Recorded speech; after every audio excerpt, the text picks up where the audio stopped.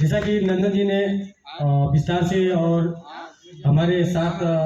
उपस्थित हमारे नाबार्ड के अधिकारी सर और मनीष जी जो अध्यक्ष हैं, उन्होंने आप लोगों के साथ काफ़ी अच्छा सुझाव सीएससी के विषय पे बहुत ही विस्तार से उन्होंने सारी जानकारी दे ही दिया है। मेरा 2-3 चीज़ है आप लोगों के साथ, जैसे कि हमारा अररिया का जो अध्यक्ष और प्रबंधक है, उनका हमेशा कॉल या मैसेज आता है कि सर हम सीएससी आईडी को कैसे एक्टिव करें। तो हम एक्टिवेशन पे बात चर्चा करेंगे कि अगर आपको एक्टिवेशन संबंधित कभी भी दिक्कत होता है तो सबसे पहले एक चीज़, लैपटॉप अगर है तो उस पर register.csc.gov.in, नंदन जी थोड़ा उनको बता दीजिए प्रोजेक्टर पर register.csc.gov.in एक वेबसाइट है register.csc.gov.in, प्रदीप थोड़ा नोट करवा दीजिए। उस पर आपको गूगल करना है, वहाँ पे माई अकाउंट का ऑप्शन है,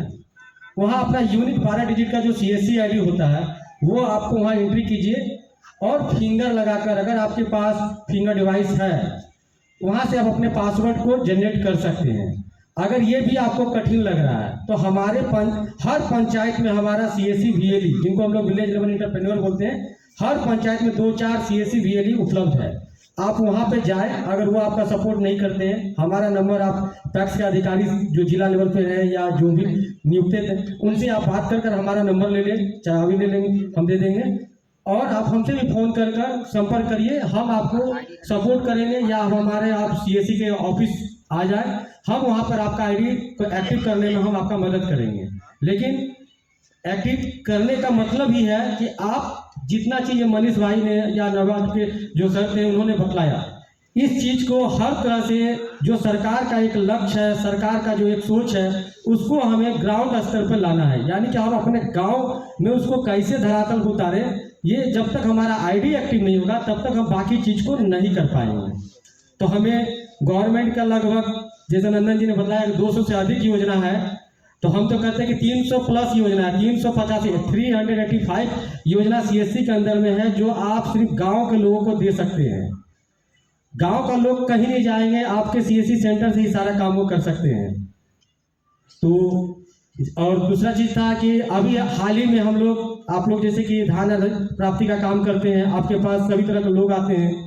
तो आप लोग चाहेंगे थोड़ा सा और निम्न स्तर तक के लोग से मिलकर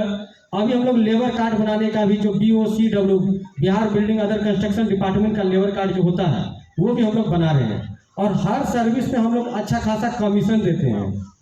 अगर जैसे कि APS की बात करें, आधार एनेबल पेमेंट सिस्टम DGP की, अगर अभी मनीष ने बताया कि 10,000 रुपया निकासी करते हैं अगर किसी भी आप बेनिफिशियरी का, तो उसमें हम आपको 15 रुपया कमीशन देते हैं। हमारा जनरल जो BLE होते हैं, जो एग्जाम देकर आते हैं, उनको एक TEC tele entrepreneur course exam pass करना पड़ता है, फिर सारा डॉक्यूमेंट देकर आना पड़ता है, 1489 रुपये रजिस्ट्रेशन चार्ज लगाते हैं, फिर उनको हम आईडी देते हैं आफ्टर डॉक्यूमेंट वेरिफिकेशन के बाद। लेकिन आप गवर्नमेंट सहकार विभाग और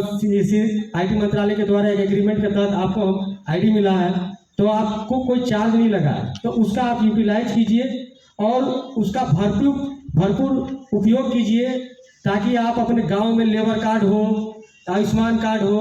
APS हो।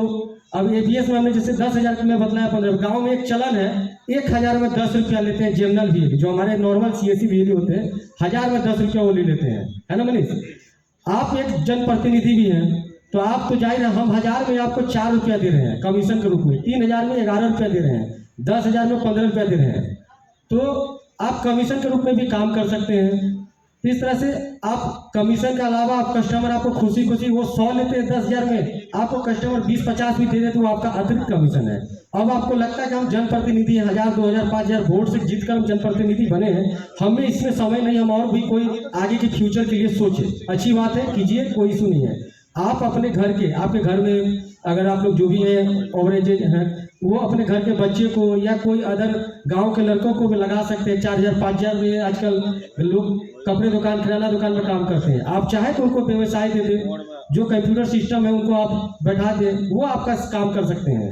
अब DGP में है क्या कि आपके अलावा कोई और काम नहीं कर सकता। अभी आप लोग के लिए फैसिलिटी है कि जो DGP वेब है उसमें आप ऑपरेटर क्रिएट कर सकते हैं।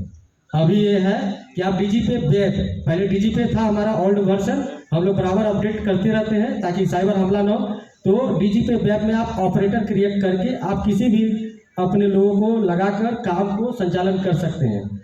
इतना ही बात कहकर हम अपनी बात को समाप्त करते हैं। अगर किसी भी तरह का दिक्कत हो तो आप अपने CSC के डिस्ट्रिक्ट मैनेजर से संपर्क करें।